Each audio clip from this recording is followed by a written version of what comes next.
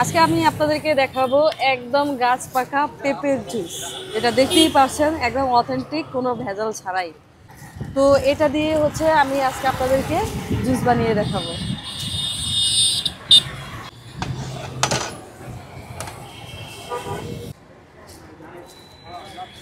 আপু, আপনার এখানে কি কি জুস পাওয়া যায়?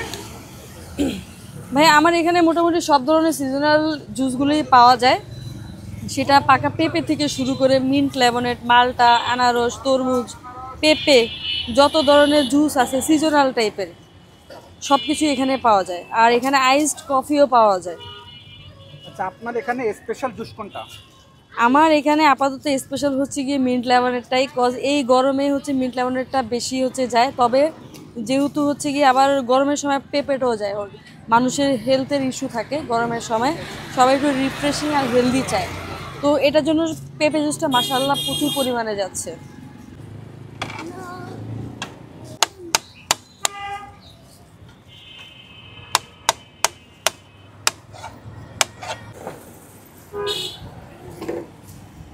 আপু, পাকা ফল কি ধোয়া লাগে না কাটার পরে? ভাইয়া এটা গিয়ে ধোয়া লাগে না, আর এগুলো সবকিছু ওয়াশ করে রাখা হয়।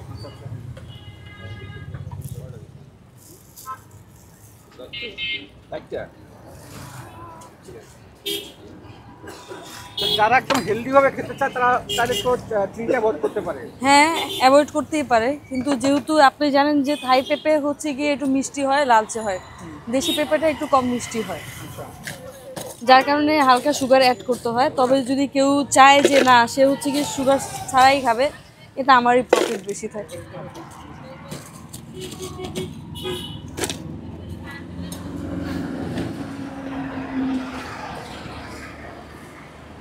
পেঁপের ঘনত্ব অনেক বেশি পরিমাণে থাকে, যার কারণে একটু পানি অ্যাড করা লাগে।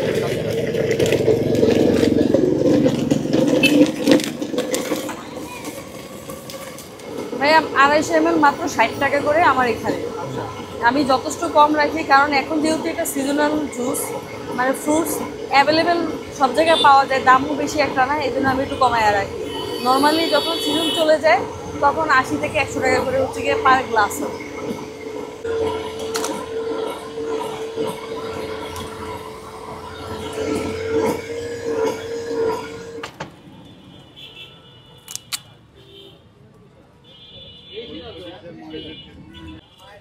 রেডি হয়ে গিয়েছে আমাদের পেঁপে জুস। দেখতেই পারতেছেন ঘনত্বর পরিমাণ, আর আমি যথেষ্ট পরিমাণে ভালো একটা পেঁপে দিয়েছি, বড় সাইজের, একদম রিফ্রেশিং হেলথ।